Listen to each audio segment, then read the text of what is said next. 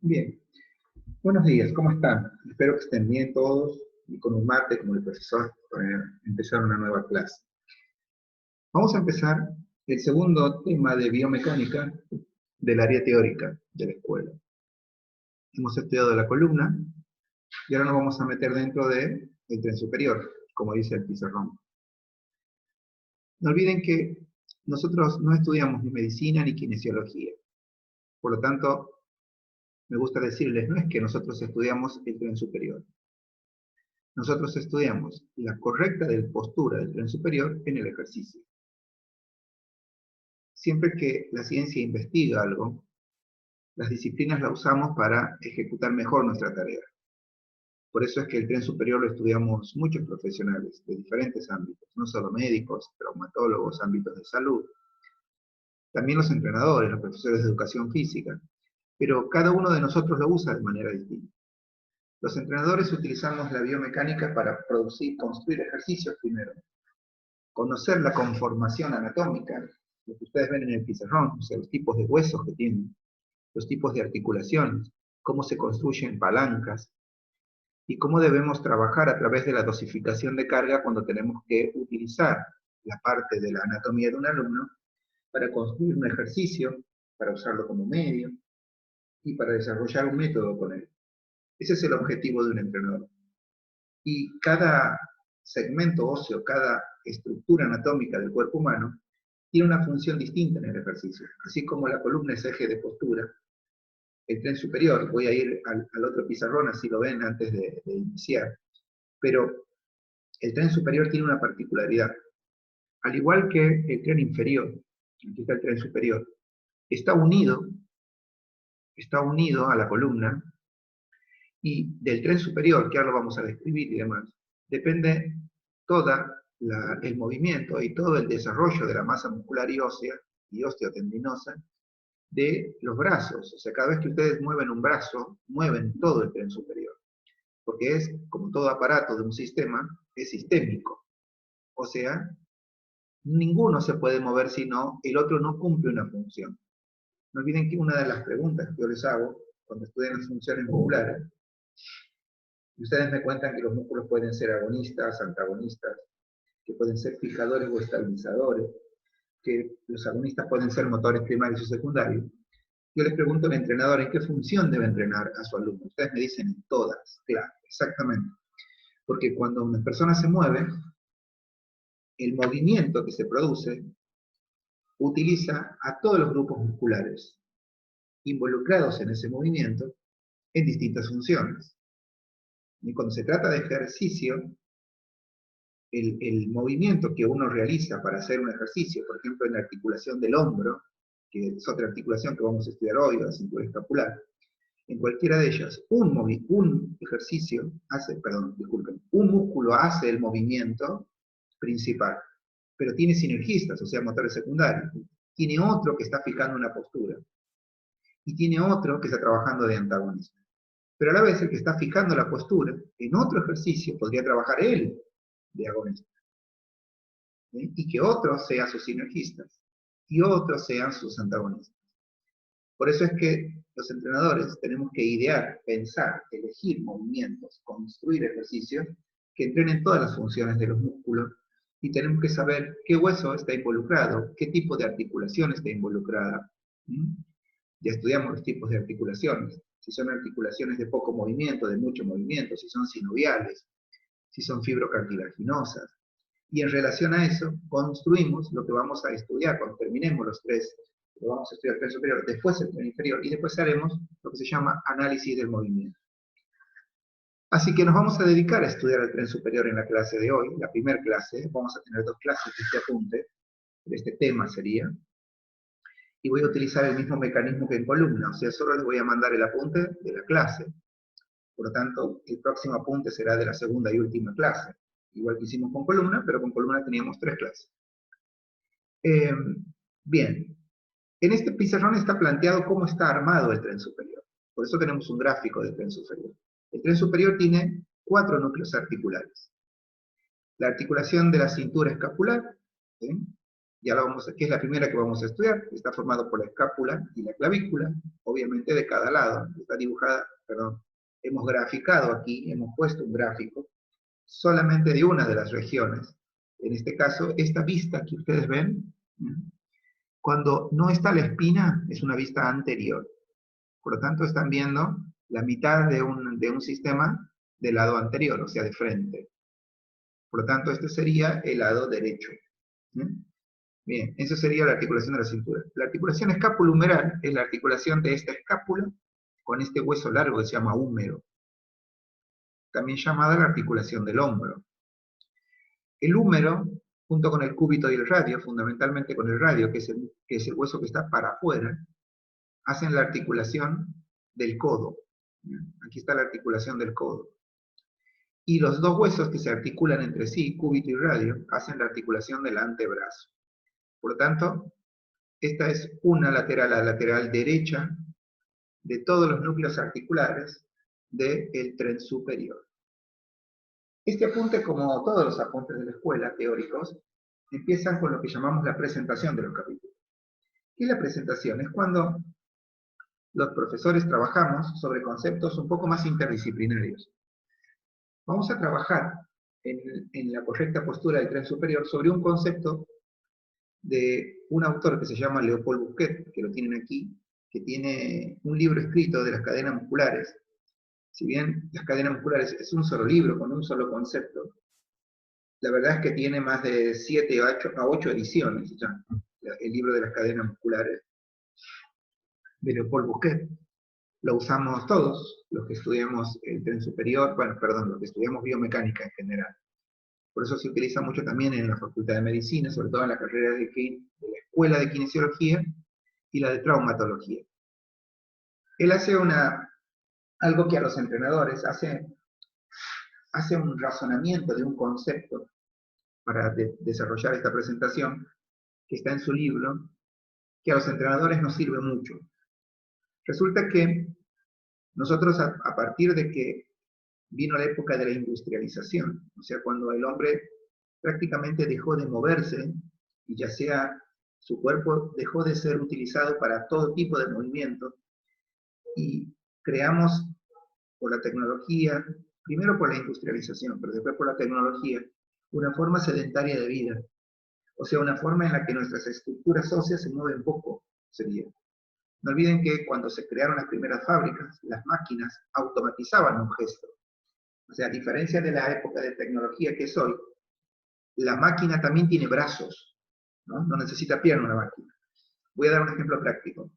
En una planta de automóviles de la década del 70, 60, 70, el que empotraba, lo voy a decir con ese término, el capot de un auto en una fábrica era una persona, para lo cual tenía que ir a buscar el capot y ponerlo, ensartarlo en lo que sería el chasis del auto. Lo mismo con una puerta. ¿Bien? Por lo tanto, la persona utilizaba mecánicamente el cuerpo. Revolución industrial.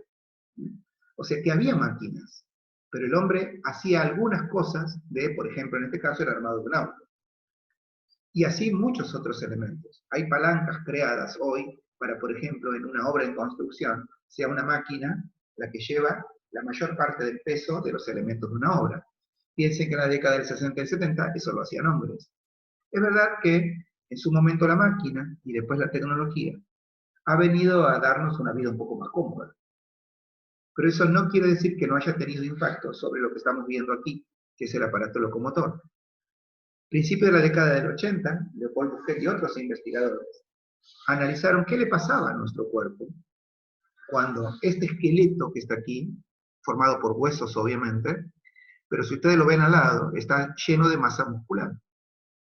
O sea que este esqueleto, los huesos de hecho, cuando un cadáver, cuando hace mucho tiempo que falleció, los huesos están sueltos. ¿Bien? O sea, cuando uno los va a buscar al cementerio, los estudiantes de medicina los buscan para después estudiarlos, utilizarlos. Si estaríamos en nuestras clases presenciales, yo les llevaría una escápula, un húmero, estos huesos, para que ustedes los vean y para que sepan cómo se articulan. Les decía, ¿por qué se sueltan? Y porque los huesos están sueltos en el cuerpo. Están unidos por articulaciones, ¿no? Por ligamentos, que son los cierres de seguridad, y después los que les permiten una unión más compacta es el músculo, los músculos. Por eso aquí están los músculos. Ahora, ocurre que el cuerpo tiene, como dice el título, una correcta postura. ¿Qué es esta que está aquí? ¿Ven? O sea, donde los segmentos óseos tienen cierto equilibrio, tienen una postura correcta. Y esa postura determina que el cuerpo cumpla dos leyes que ahora vamos a analizar mejor, que una es la del equilibrio, o sea que este cuerpo está equilibrado, porque el aparato locomotor está equilibrado. Lo que ocurre es que lo que forma el hueso, o sea, el metabolismo óseo, el anabolismo del hueso, es el estímulo. Y el estímulo para los huesos los dan los tendones, que son los cables y que se unen a ellos, ¿no? Y esos cables llevan la energía de un vientre muscular, que es el motor del movimiento, que es el músculo. Este cuerpo ha nacido y se ha desarrollado por siglos para moverse. Pero, como expliqué antes, desde la década del 60 que el cuerpo se viene moviendo menos. Primero por la revolución industrial, después por la revolución tecnológica, y hoy en día, mal que nos pese, por la revolución del conocimiento. ¿Qué significa eso?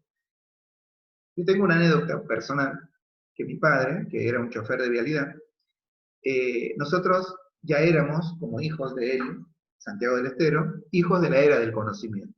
O sea que estudiábamos mucho ese día. Resulta que él siempre tenía dudas, porque tengo una hermana que ha egresado de educación física en Santiago, pero nunca dejó de estudiar.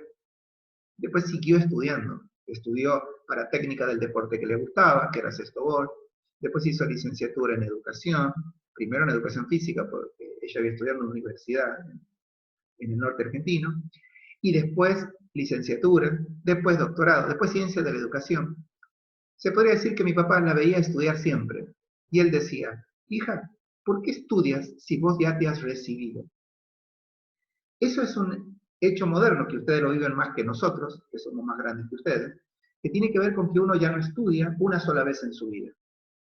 Aunque parezca mentira, la revolución del conocimiento hace que las personas estemos, no solo en mi caso, que soy docente y formador, sino en el caso de la mayor parte de las personas, porque para trabajar hoy en día tienen que vivir aprendiendo, porque el conocimiento se produce muy rápido.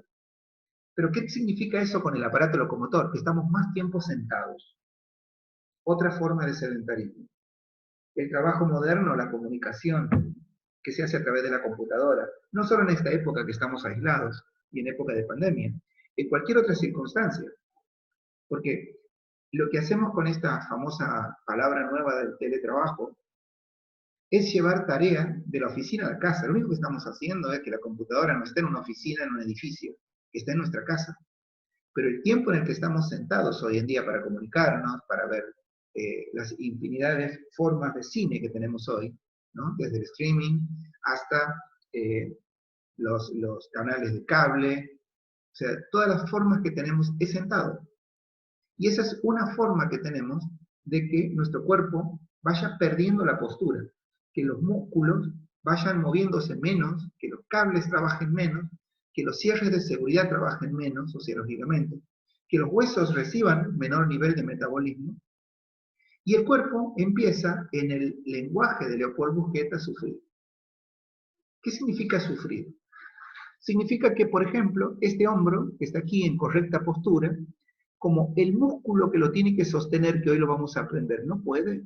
Entonces, al perder metabolismo el músculo, el hombro, se cae un poco. Al caerse el hombro, también se cae el húmero. ¿Por qué? Porque están unidos. Son una cadena muscular. Entonces se cae. Al caerse el hombro, se cae el húmero. Cuando se cae el húmero, la articulación del codo también. Entonces, esta parte, que es la escápula que no se ha caído, se sube. Y esta se cae. Y pierde la postura. Este cuerpo pierde postura. Eso va a hacer que algunos músculos trabajen de más y otros trabajen de menos. Y ahí es cuando el cuerpo va a empezar a hacer algo que Leopold Busquet llama las adaptaciones defensivas. Esto, las adaptaciones defensivas. Que es cuando luego, claro, este hombro se cayó porque le faltaba metabolismo al músculo que soporta la escápula. entonces me caigo para este lado. Pero pronto me canso. ¿Por qué? Y porque este músculo está haciendo mucha fuerza para sostener, para llevar la escápula hacia arriba, para que éste esté relajado. Aquí tenemos músculos que ya conocen ustedes. En la parte anterior tenemos una porción abdominal que se va a estar contraída, que es la de este lado, porque el hombro llevó a mi cuerpo hacia este lado. Y otro que va a estar relajado, que es el de este lado. Lo mismo va a pasar con toda la musculatura abdominal que se va a ir debilitando de un lado a expensas del otro. Pero eso no es todo, porque va a llegar un momento que eso va a producir una fatiga. Entonces mi cuerpo, según Leopold Busquet, va a generar una adaptación defensiva. ¿Qué va a hacer? Y para poder hacer que esta posición que tira hacia este lado se cambie, voluntariamente ahora a partir de mi cerebro me voy a tirar hacia el otro lado. Voy a flexionar la cadera, voy a tirar la rodilla hacia adentro también en una flexión, y mi pierna va a quedar hacia adentro, una pierna apoyada sobre la otra, y de esa manera voy a cambiar la posición y pasar la tensión que estaba generando aquí para este lado. ¿Cómo se va a llamar eso? Eso es una adaptación defensiva. Si mi cuerpo hubiera tenido la energía suficiente para mantenerse en esta posición anatómica, no la hubiera creado. No hubiera cambiado otra posición. En cambio, cambió la posición para generar una adaptación defensiva. Leopold Busquet lo dice así: el hombre está dispuesto a todo para no sufrir. ¿Cuándo hizo la adaptación defensiva? Cuando le empezó a doler, cuando se cansó. Y ahí dice, hará trampas, se curvará, disminuirá su movilidad, en la medida en que sus adaptaciones defensivas le hagan recuperar el confort perdido. El cuerpo pierde el confort cuando perdemos la correcta postura. Esta es nuestra correcta postura. Cuando estamos cansados y cambiamos de posición el cuerpo, se llaman adaptaciones defensivas. Y nuestro cuerpo lo hace, nuestro sistema nervioso, que ya saben, que es el que manda la información para que los músculos se contraigan, lo hace el cerebro de manera consciente, nosotros de manera inconsciente. ¿Y para qué lo hace? Para recuperar el confort perdido. O sea que cuando nuestro cuerpo cambia la postura, normalmente lo hace porque la masa muscular pierde capacidad de tensión. Y el cuerpo empieza a generar adaptaciones defensivas. Para lo cual, por eso Busquet dice, hará trampa, se curvará, porque va a cambiar las posturas. Va a empezar a cambiar y va a generar adaptaciones defensivas. El tema es que no termina ahí. Y aquí Leopold Busquet escribe esto que lo vamos a tratar de explicar también. Dice, en cuanto haya alguna perturbación en alguna de sus áreas, porque no es gratis la adaptación defensiva. Cuando ustedes hacen una adaptación defensiva, están generando una motricidad que no es la correcta. Porque si ustedes tienen que perder esta posición anatómica por falta de capacidad de soportar la carga que implica, por ejemplo, la fuerza de gravedad cuando están parados o sentados, o cuando se tienen que acostar de un lado o de otro, porque también les molesta el cuerpo cuando están acostados, va a haber una perturbación. ¿Qué es una perturbación? Perder el confort. En alguna área, dice Leopold Busquet, porque aquí ya no solamente es anatomía, no solo es hueso, estamos involucrando al metabolismo del hueso, al metabolismo de los ligamentos y tendones y de los vientres musculares. Por tanto, también a los sistemas circulatorios, a los sistemas hormonales.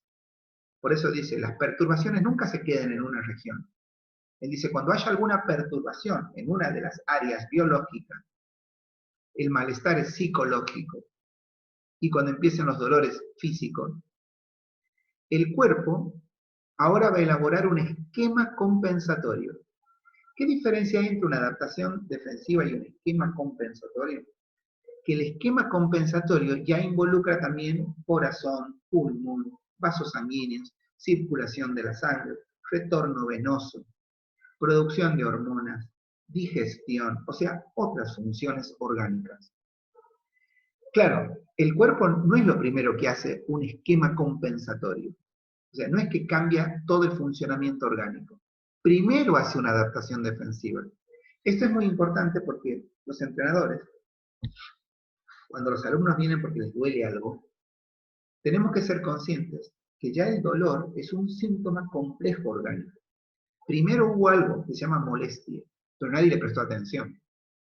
el dolor ya implica un esquema compensatorio. Lo vamos a entender mejor en el cuatrimestre que inicia luego, porque cuando estudiamos la fisiología entendemos cómo trabaja el corazón, los vasos sanguíneos, las hormonas, el sistema nervioso en relación a la fisiología en general. Pero sepan que cuando el cuerpo elabora un esquema compensatorio, ya hay lo que se llama una modificación estructural. O sea, una cosa es que yo en la parada del colectivo esté cansado y cambie la posición en piernas para descansar un poco y recuperar el confort. Pero otra cosa ya es que mi corazón bombee otra cantidad de sangre. O que una vértebra, por ejemplo, ya esté más junta con la otra porque hubo un esquema compensatorio y ya la vértebra se achicó porque el disco intervertebral se aplanó. O bien que los órganos que están dentro de la cavidad torácica, entre ellos el estómago, por ejemplo, por comprensión de lo que sería la cavidad, por falta de debilidad, porque se curvó la espalda, y eso hizo que mis abdominales pierdan capacidad de generar tensión y de sostener la postura, entonces ya no digiero bien la comida. El esquema compensatorio ya ocasiona una modificación estructural, o sea, una estructura anatómica que luego se somatiza, o sea, que mi cuerpo genera cambio y que puede ser a nivel de cualquier parte del cuerpo o la cara.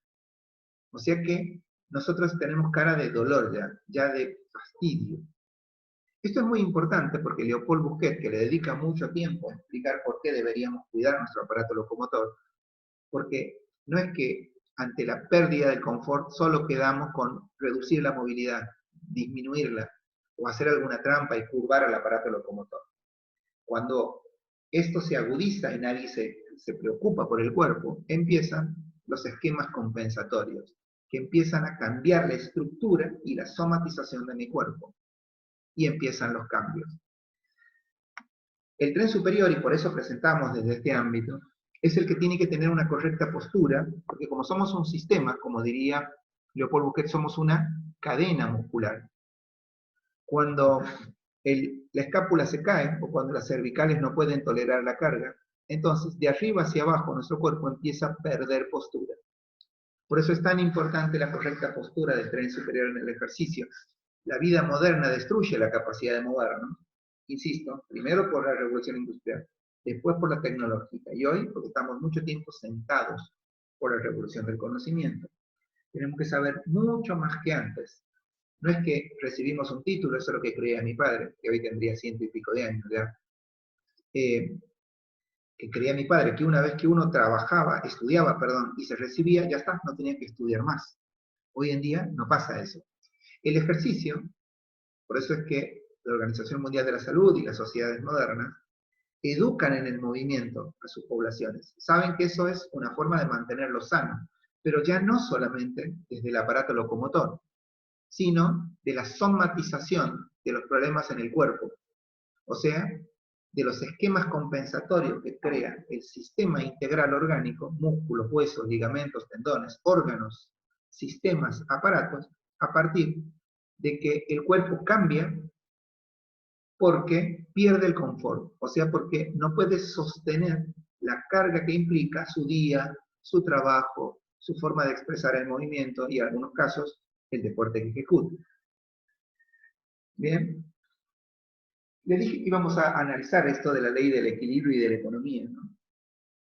Leopold Busquet sigue contándonos que cuando nosotros cambiamos la postura, él dice, claro, paradójicamente, dice, por acercarse al bienestar, no olviden que el cambio estructural, el primer cambio, se hace lo que se llama, antes de la modificación estructural, la adaptación defensiva, se hace de manera voluntaria, no inconsciente, para nosotros. De una forma voluntaria, cuando estoy sintiéndome incómodo, cambio mi postura. Me pasa cuando estoy sentado también. Cuando nos sentamos de una manera y nos cansamos, cambiamos esa postura. Paradójicamente, dice Leopold Busquet, por acercarnos al bienestar, lo primero que dice es probable. Quiere decir que todavía no hay un esquema compensatorio que ocasione una modificación estructural. Por eso dice, Por acercarse al bienestar es probable que el cuerpo ponga en juego el cumplimiento de otras leyes, que son la del equilibrio y la de la economía. Él responde a esas leyes. El equilibrio, y volví a escribir el esquema, es que el cuerpo mantenga esta postura en el tren superior, o sea, así. Vamos a estudiar estos músculos que están aquí, pero ustedes sepan siempre, vamos a tomar este ejemplo que está aquí, vamos a suponer que este es el tendón, y esto que está de blanco es un tendón, de este músculo que es el bíceps. Esto que está de blanco es uno de los tendones que tiene este músculo que es el deltoides anterior, el otro no se ve, está aquí, en el húmero. Son músculos. Esos músculos, si no se estimulan, pierde capacidad de tensión. Cuando el brazo, que todo esto ya pesa mucho más que solo el hueso, tira hacia abajo y el músculo superior no tiene fuerza, el aparato locomotor pierde el equilibrio, porque para soportar la carga adopta una postura defectuosa. Los segmentos óseos, que serían segmentos corporales, deben acomodarse a la función de la nueva posición, promoviendo con el tiempo la deformación estructural. Si uno muchos momentos del día está en mala postura anatómica, eso se convierte en un estímulo óseo para el sistema y para el aparato. Modifica la posición del hueso y modifica las estructuras blandas que forman las articulaciones. Y eso hace que esta estructura anatómica, que yo la veo aquí en posición correcta postura, aquí del tren superior del lado derecho, cambie la posición y pierda esta posición que es la del equilibrio. Va adoptando una postura defectuosa como adaptación defensiva para recuperar el confort. Y eso hace perder la ley de equilibrio. Pero claro, les conté que para poder intentar mantener que no se caiga, estos músculos van a hacer una fuerza excesiva y los otros se van a relajar. Entonces, la ley de economía de esfuerzo también se va a ver modificada. No la va a cumplir el cuerpo. Porque para reacomodar las estructuras corporales, dice Leopold Bouquet, va a gastar más energía, va a tensionar tendones y otros elementos conjuntivos, como les contaba. O sea, las articulaciones, los ligamentos, los tendones. Si estamos hablando de aquí, las almohadillas, que son discos internos que tenemos, o tejidos conectivos blandos, que todas las articulaciones tienen el representante de lo que ustedes estudiaron como un disco intervertebral. Son almohadillas que tenemos, de fibros cartílagos que tenemos entre huesos para evitar la artritis. O sea que se deformen la unión de los huesos. Todo eso empieza a perder metabolismo cuando violamos esas dos leyes con las cuales nacemos, que son la del equilibrio y la de la economía.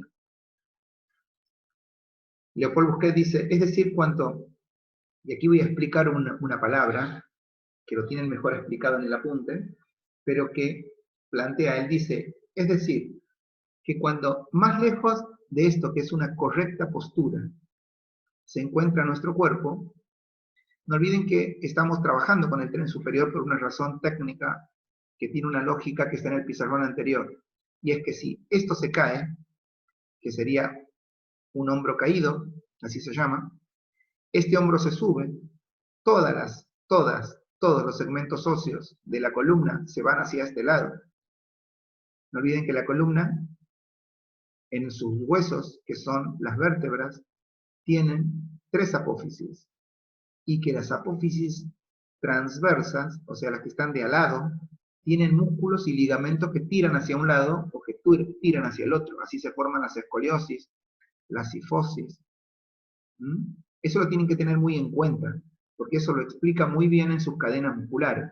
O sea, la ley del equilibrio, por más que el esquema sea de tren superior, está dado sobre todo el organismo.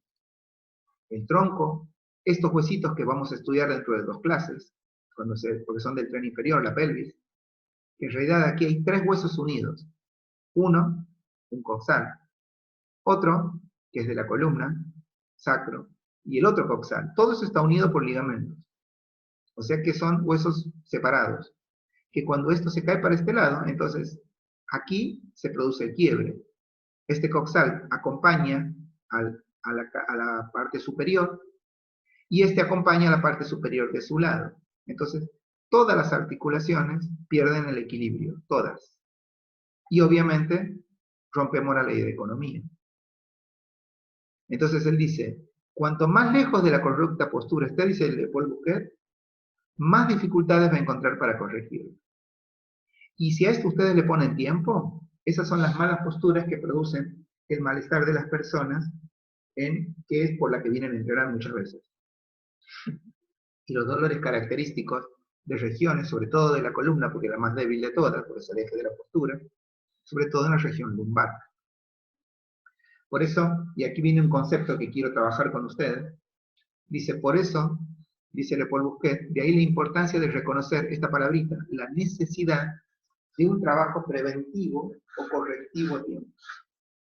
Este apunte y todos los apuntes de biomecánica, los instructores tienen un apunte que se llama hacia la visión profesional, que los entrenadores no tenemos en la carrera, que habla de la necesidad del vocabulario técnico.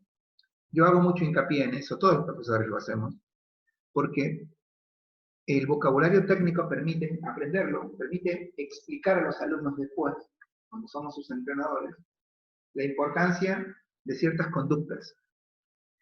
En el apunte hago un desarrollo interdisciplinario de esa palabra que se llama necesidad. Primero doy una definición en el apunte.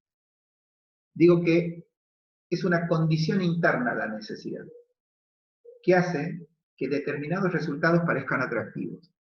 O sea, cuando yo digo tengo necesidad de ir, por ejemplo, estoy entrenando y mi zapatilla está vieja, tengo necesidad de una zapatilla nueva. Decir que tengo una necesidad nace de una condición interna, que esa condición hace que ciertos resultados, por ejemplo, tener las zapatillas, sea atractivo. ¿Bien? Piensen que un alumno piense que alcanzar una correcta postura, disminuirá el dolor, por ejemplo, de la espalda. Ese es el ejemplo de apunte. Eso sería una condición interna que parezca que haga atractivo a los ejercicios que un entrenador haría de correcta postura. El cerebro trabajaría igual que con la zapatilla o el auto, lo que quiera tener. Si yo quiero tener una buena postura y un entrenador me hace entender la ley del equilibrio y la ley de la economía, y lo relaciona con mi vida cotidiana, con mi trabajo, con mi forma de postura que tengo en mi deporte o en la clase, cuando hago mal los ejercicios, entonces es posible que él tenga necesidad, como dice Le Paul Bouquet. La importancia de reconocer, dice, la necesidad del trabajo preventivo correctivo a tiempo. Pero eso lo tiene que hacer el entrenador. El entrenador tiene que ser capaz de explicar lo que estamos hablando ya hace media hora para presentar el capítulo. Le Paul Bouquet dice, claro, vamos a suponer que no me compro la zapatilla. O sea, vamos a suponer que el dolor no disminuye. Una necesidad insatisfecha crea tensión, la cual despierta impulsos que generan una conducta de búsqueda de metas específicas, que en caso de no alcanzarse, satisfará la necesidad y por lo tanto, dice el apunte, reducirá la tensión. O sea, cuando no puedo satisfacer esa necesidad, tengo impulsos que generan conductas de búsqueda. Cuando lo encuentro, satisfago la necesidad. Muchas personas van al gimnasio, van a clases por el título, ¿no? Por ejemplo, van a clases dicen, bueno, si venís a la clase de, por ejemplo, Pilates, bueno, entonces no vas a tener dolor de espalda. La gente cree eso y va, busca. Si la clase no produce el efecto buscado, él se desilusiona y busca de nuevo una clase, pero otra vez lo busca por el título. Si un entrenador es capaz de educar a su alumno, es más posible que el alumno satisfaga la necesidad a través de un proceso técnico de entrenamiento. Por eso es que la motivación para la correcta postura, allí es donde se encuentra el reconocimiento y la necesidad de hacerlo. Es interdisciplinar el concepto de necesidad, por eso me preocupé de dejarlo asentado en el apunte, para que puedan analizarlo. Es muy importante el lenguaje técnico para explicar a los alumnos el concepto de ser una cadena muscular. Nosotros vamos a trabajar ahora, vamos a empezar de manera bien específica a trabajar las partes que forman el tren superior. No olviden, porque lo vimos en el primer pizarrón, que está formado por la articulación de la cintura escapular, por la del hombro, por la del codo y por la del antebrazo. Obviamente, vamos a empezar a estudiar al tren superior desde la cintura escapular. ¿Bien? ¿Cómo está formada la cintura escapular? La cintura escapular está formada por dos pares de huesos. Una clavícula y una escápula de cada lado. Aquí está. Escápula, escápula, clavícula, aquí se la ve menos, pero aquí se la ve muy bien a la clavícula. Este huesito, que está aquí. Vamos a ponernos de acuerdo en algo. Insisto en el concepto de que ustedes van a ser entrenadores. Inmediatamente después de contarles cómo es la cintura escapular y cómo está formado, en su apunte ustedes, al inicio de la página 2, van a tener una anatomía descriptiva de la escápula, tanto en su cara posterior. La cara posterior es esta, que es la espalda, cuando se ve la espina, que es esta que está aquí de la escápula, y casi no se ve la clavícula. Entonces ustedes van a saber que la escápula está en su cara posterior, sería la espalda, ¿sí?, de una persona. En cambio, la vista o la cara anterior de la escápula, que está aquí, cuando la vean solamente, obviamente no está la espina, se ve bien este huesito, que es una saliencia, que es el acromio, y esta que está aquí, que es la apófisis, ¿no? Acromio y apófisis coracoide. ¿Cómo van a estudiar ustedes esto? Lo van a decir 1.000.000 de veces, pero primero lo van a leer 1.000.000 de veces. Los entrenadores no estudiamos anatomía de memoria como si lo estudian los médicos. O sea, lo voy a decir como decía mi madre, repetir como loro. O sea, ustedes no se tienen que sentar al frente del apunte, tomar la escápula cara posterior y empezar a marcar sus anatomías. Por ejemplo, en la vista posterior, que es esta, aquí, escoteadura de coracoides, aquí, apófisis coracoides, aquí, borde superior, ángulo superior, fosa supraespinosa, fosa infraespinosa, cuello, cavidad glenoidea. O sea, no vamos a empezar a estudiarlo así, a repetirlo como loros. No. Cuando estemos estudiando, lo vamos a dejar ahí. Y cada vez que el apunte determine una acción anatómica o una región anatómica, ustedes la van a buscar en el escápula. Y dice, este es el famoso acromio. ¿Ven? El famoso acromio es este huesito que está aquí. Que aquí no se lo ve. ¿Ven? Aquí. Este es el acromio. Como les digo, esta es la apófisis. Esa es la cavidad glenoide donde está el húmero. Pero ya el apunte me lo va a ir diciendo. Entonces, de a poco voy a ir conociendo. Excepto, al principio, obviamente, cuál es la clavícula y cuál es la escápula. ¿Por qué? Porque es lo primero que me dice el apunte. El apunte lo primero que me dice es, la cintura escapular consta de dos pares de huesos, clavícula y escápula, uno de cada lado. Uno a la derecha y otro a la izquierda. Uno de cada lado. ¿Ven? El apunte me lo dice, me fijo en el gráfico y yo lo grabo. Entonces, este huesito flaco y largo es clavícula. Y este huesito plano es escápula. ¿Ven? Perfecto, sigo.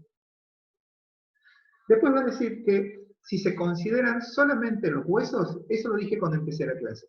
Si ustedes solo hacen foco en los huesos, o sea, en las conexiones óseas, nada más, todo peso sostenido por el brazo, ¿ven esto? Es el húmero.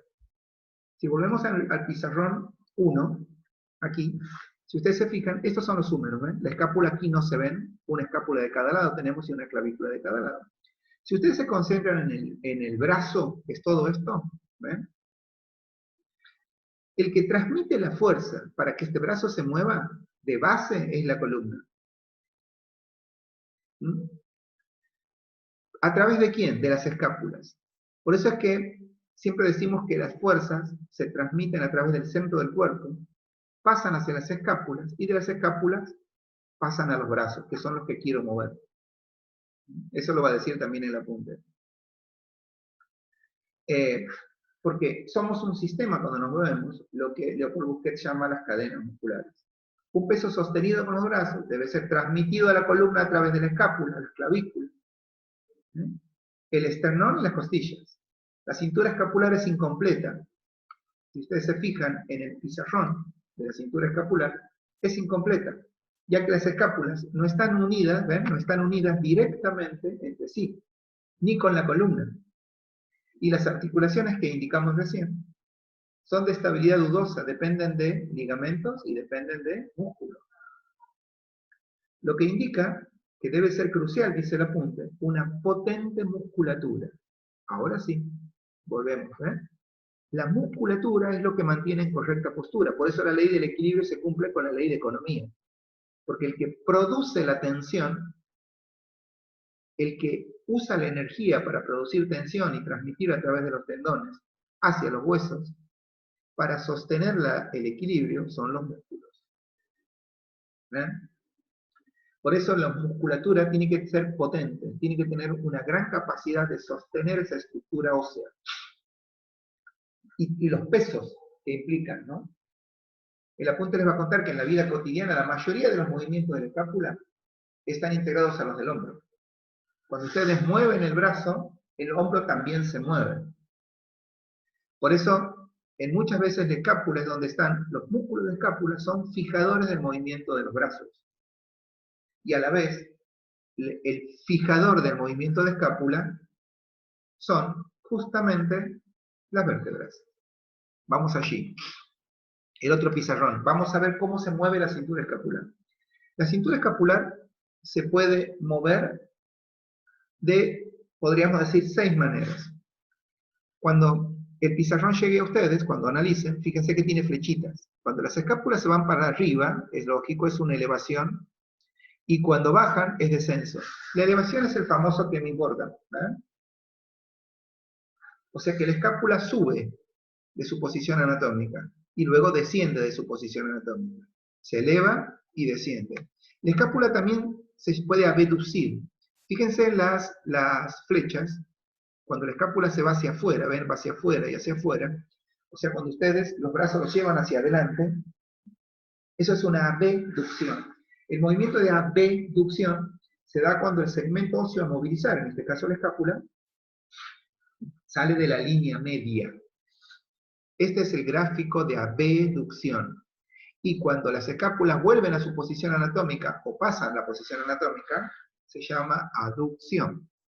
Por eso el movimiento hacia adelante, les va a decir el apunte de la escápula, la abducción, se produce en todos los movimientos de avance y empuje. O sea, cuando su mano empuja al otro, cuando se sale de aquí y lo empujan hacia adelante, ahí se abduce la escápula. ¿Ven? Usaron el brazo para abducir la escápula. Podrían tirar solamente el hombro hacia adelante y también se abduce la escápula. Y luego, cuando el omóplato se desliza hacia afuera y hacia adelante sobre las costillas, en el movimiento hacia atrás, el movimiento se llama aducción. Ocurre cuando, les va a decir el apunte, los hombros tiran para atrás. Aquí está. Abducción, aducción. La escápula puede rotar sobre su eje. O sea, la escápula que está aquí en el cuerpo humano puede rotar y la región anatómica, ¿ven? Ahí de nuevo pueden ir ya hacia el gráfico que van a tener en el apunte, porque miren lo que les va a decir en rotación superior. La rotación superior sirve para aumentar el campo de movimiento del húmero. No olviden que el húmero era el hueso largo del brazo. Volvemos al gráfico anterior. Este es el húmero, ¿ven? Este es el húmero. Este. Cuando el húmero se tiene que separar, aquí en la unión del húmero, aquí cuando el húmero se une con la escápula y crea la escápula humeral, ahí, la escápula tiene una cavidad. Esa cavidad se llama glenoidea, que la van a tener en su apunte, en su gráfico. Como les dije, en cuanto el apunte les diga, la rotación superior sirve para aumentar el campo del húmero, ya se imaginan el húmero, el brazo, ¿ven? Que es el hueso superior, la parte superior del codo, el húmero. Este es el húmero. El húmero, ¿ven? El húmero. Dice, de forma que la cavidad glenoidea, ahí es cuando van a su gráfico en el apunte. Lo van a tener al frente cuando estén en esta clase igual. ¿Ven? Se fijan y buscan en el gráfico, que lo tengo al frente mío ahora, que dice escápula, cara posterior. Y aquí es mejor, en la cara anterior, dice cavidad glenoidea. Y ahí la veo la cavidad. ¿Ven? La veo. Cavidad glenoidea. Ahí la identifico. Entonces dice, de forma que la cavidad se dirige casi directamente hacia arriba.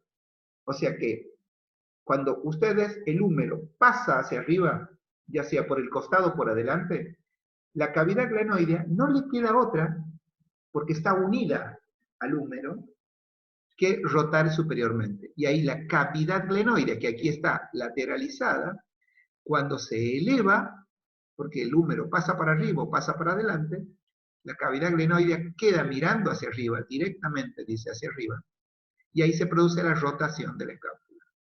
Luego, cuando vuelve a la posición anatómica, es la rotación inferior.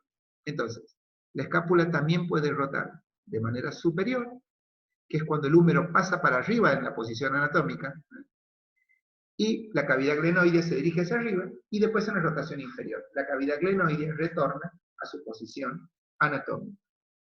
O sea que los movimientos de la cintura escapular, con el movimiento de qué me importa, elevo las escápulas, y luego cuando vuelve a su posición anatómica desciende.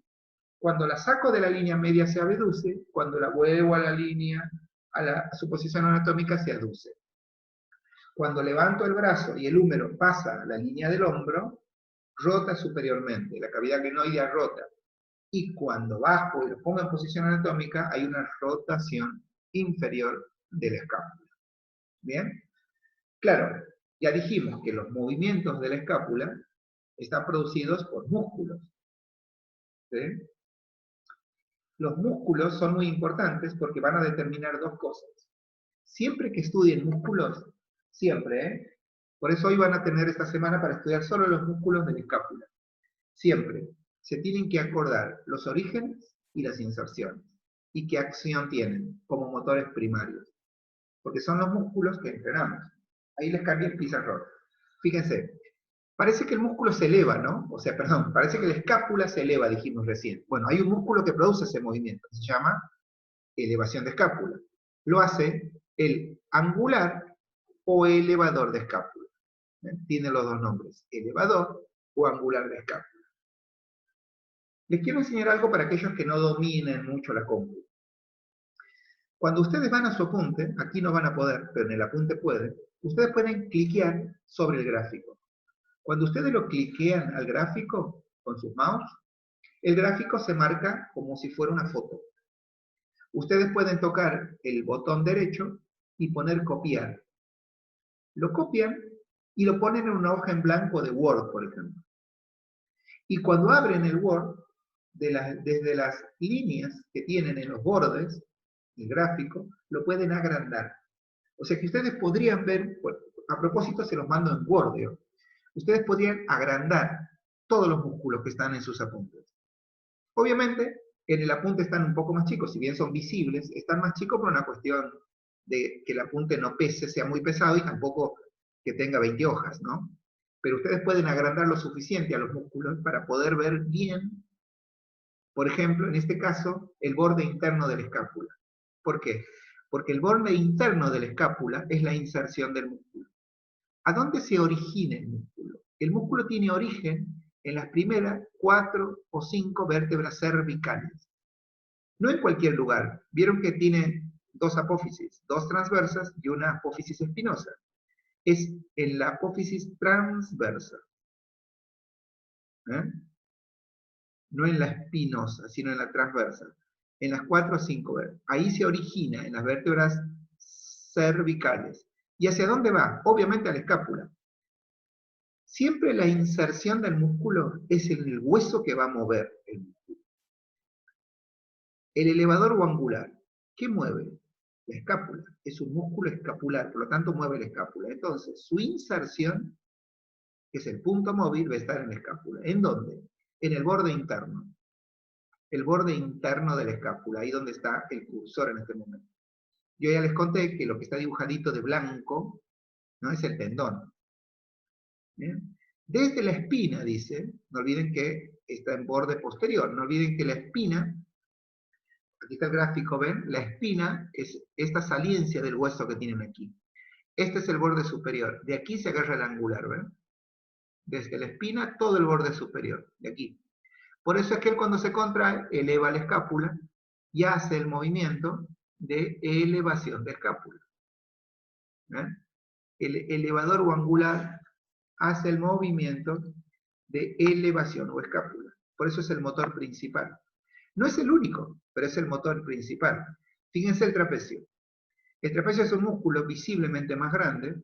De hecho, como dice, inicia en la base del cráneo. Aquí, en la base.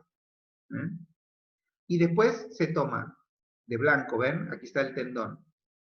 Se toma de las 7 vértebras cervicales y de todas las dorsales, o sea, de las 12, ¿en qué apófisis? En la espinosa del centro. Por eso es un músculo más fuerte, por la base de sustentación que tiene, y mucho más grande. De hecho, tiene 3 porciones.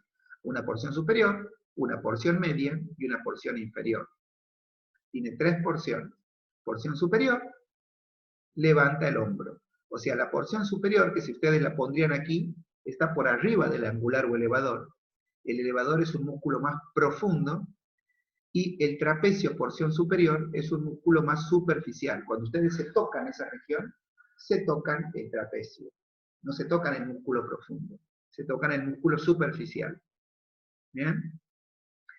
Cuando elevan el hombro contra altas tensiones, por ejemplo, con barras o con mancuernas muy pesadas o con bandas de goma muy sólidas, no trabaja el angular, trabaja el trapecio, porque es el músculo más grande.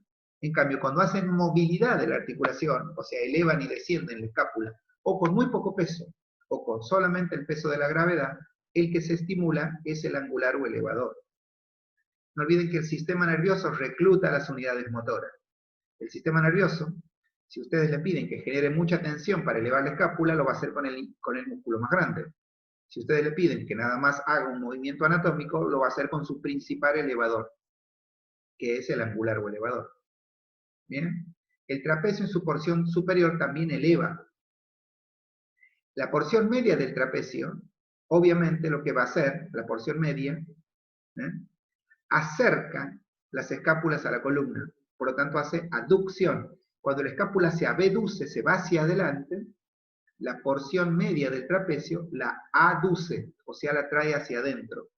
Porque aquí está el origen, y la inserción de él está en la clavícula y en el acromio. ¿Se acuerdan, no? Clavícula y acromio. No olviden que pueden agrandar esto. Pero miren aquí. Aquí está, ¿ven? ¿A dónde está este músculo? Por detrás, o sea que está en esta vista. De todas estas vértebras se toma. La porción media está aquí, va hacia el acromio, que está aquí. Espina y acromio de escápula. Se toma de aquí. Entonces, cuando la escápula se va hacia adelante, desde aquí, que está su inserción, la trae hacia atrás. Allí tira el músculo y produce el movimiento de aducción en su porción media. Y la porción inferior cumple 2 funciones. Primero, cuando la escápula se sube, como está en la clavícula, en el acromio y en la espina de la escápula, como está ahí, en el medio, si ustedes la suben, la puede descender, o sea, baja los hombros. O sea, desciende la escápula, baja el hombro. Primer función de la porción inferior.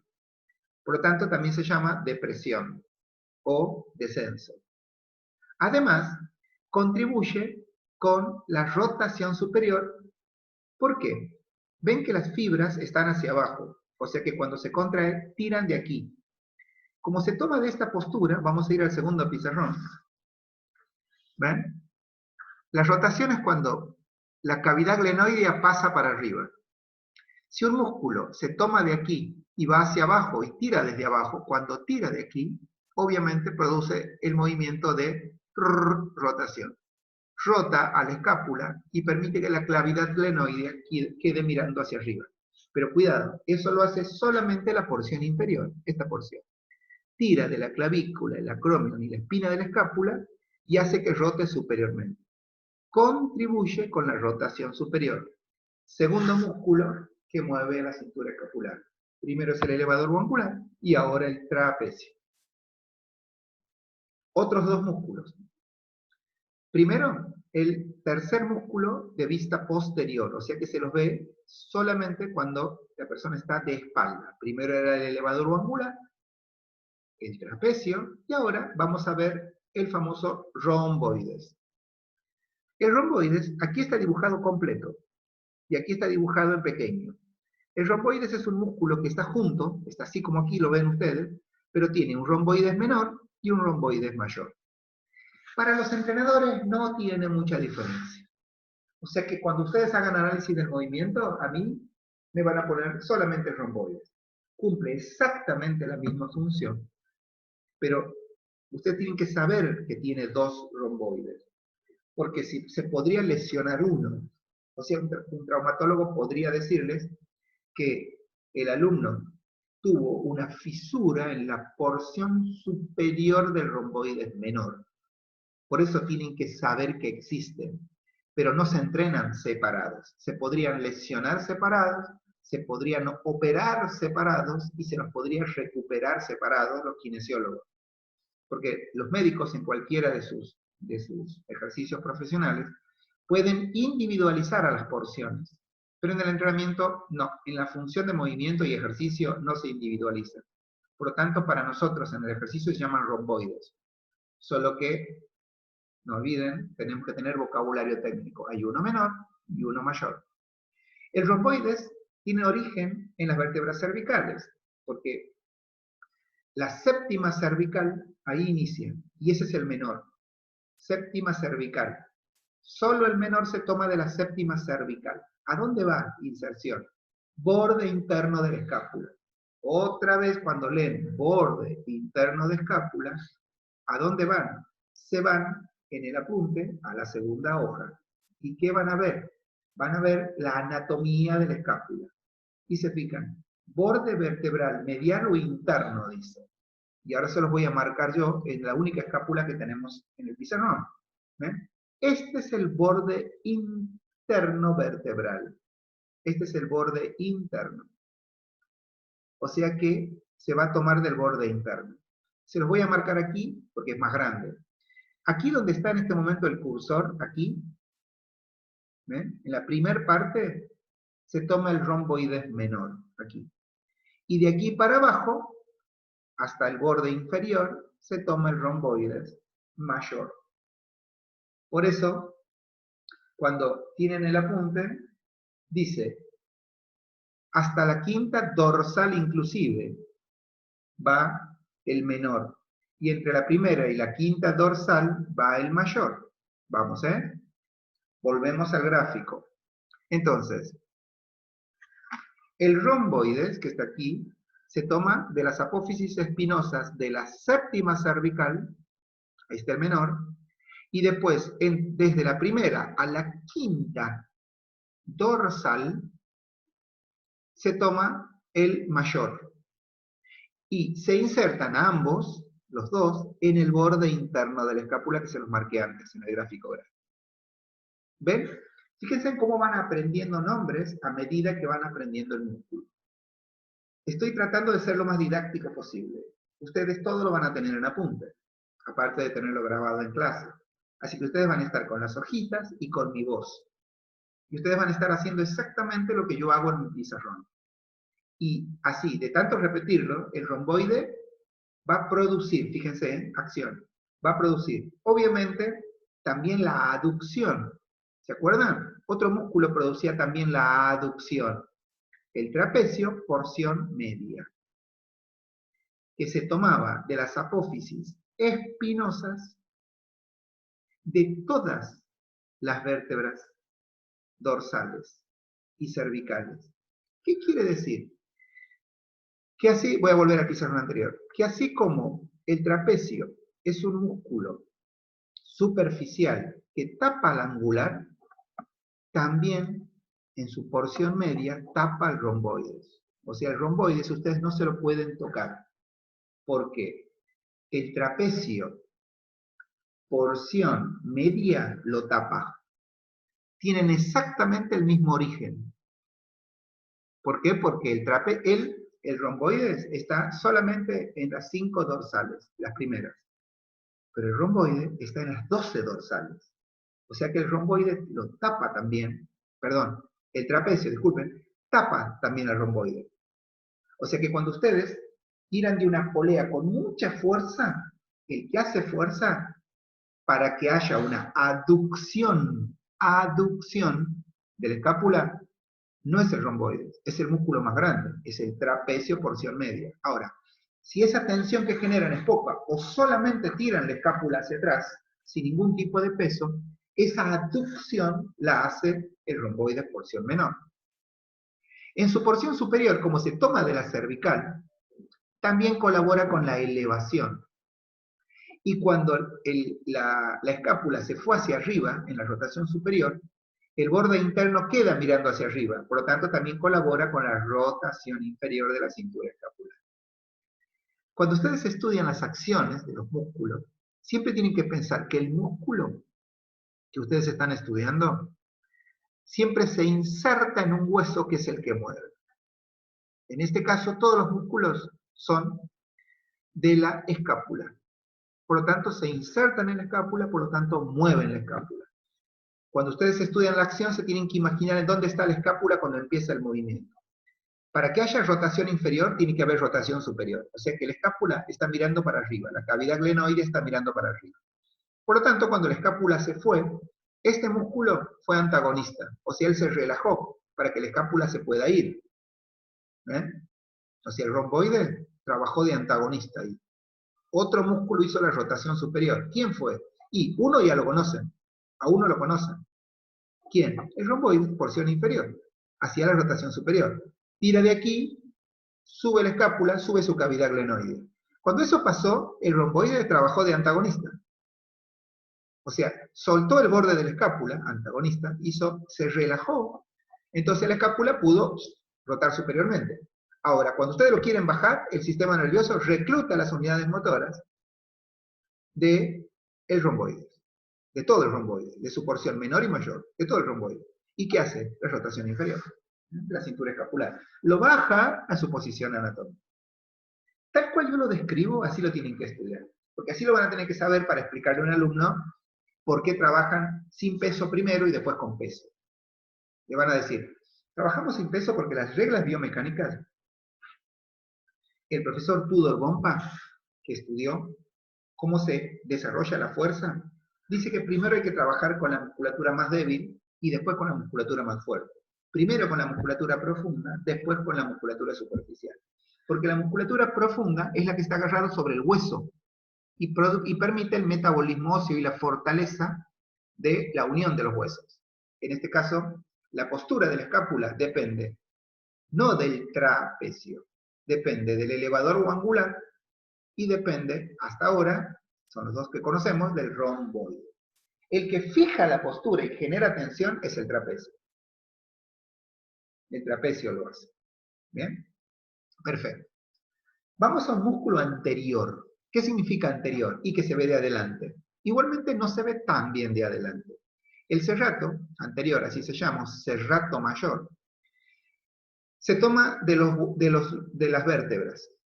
O sea, tienen orígenes en las superficies externas de las primeras 8 a 9 costillas. ¿Ven? Disculpen, dije vértebras. Me equivoqué, disculpen.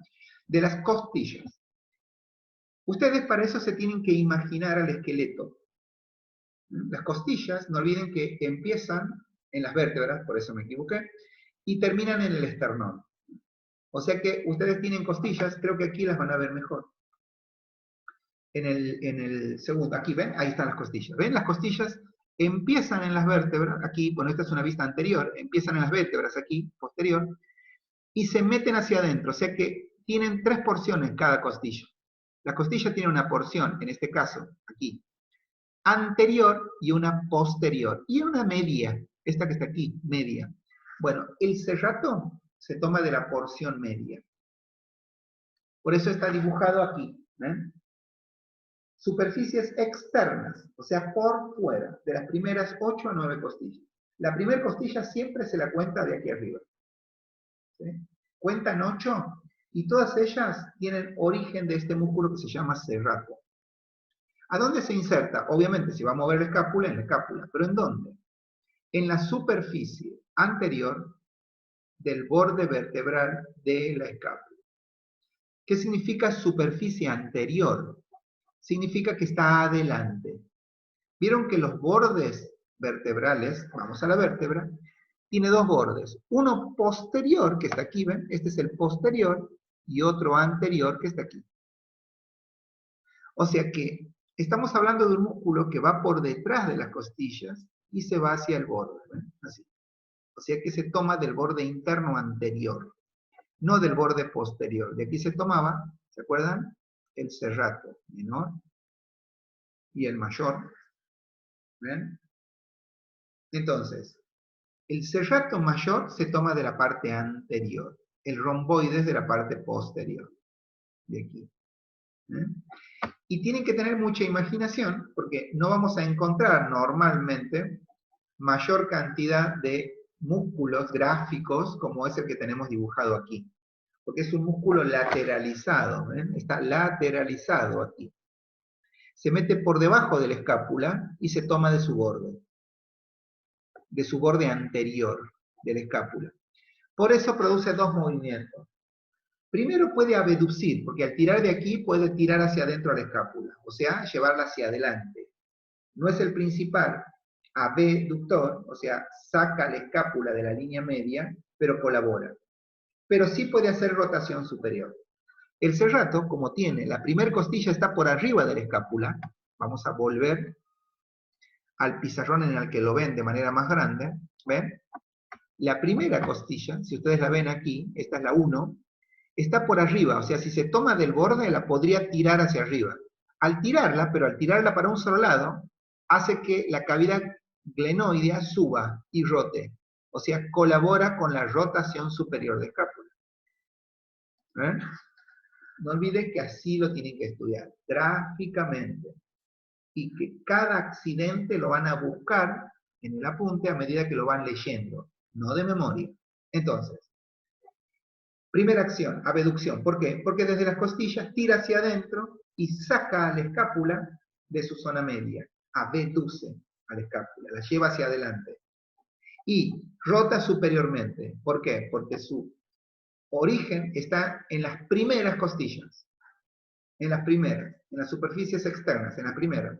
Y como se toma del borde anterior, puede tirar del borde anterior y hacer que rote superiormente la escápula. Y por último, el otro músculo anterior. Ese músculo anterior que ustedes ven aquí es el pectoral menor. Aquí se ven muy bien las escápulas.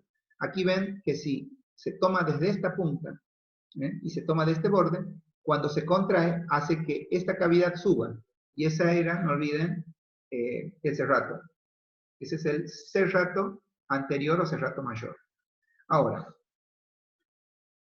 el pectoral menor es un músculo que lo ven de frente, como se darán cuenta. Este esqueleto está mirándolo a ustedes, digamos, está de frente. Y se va a tomar de la tercera, cuarta y quinta costilla. ¿Ven? Primera, segunda, tercera, cuarta y quinta costilla. Aquí está. Estos son los tres orígenes. ¿A dónde se va a insertar? En el extremo de la apófisis coracoides de la escápula. ¿Se acuerdan que tenía un huesito que se llamaba apófisis coracoide, que estaba abajo del acromio? Ahí se inserta. Obviamente, si este es el origen, punto fijo, cuando tiro de la apófisis coracoide, el romboide también colabora y ahí es cuando se abduce. Abduce. Se abduce el escape. Los músculos anteriores abducen, los posteriores aducen.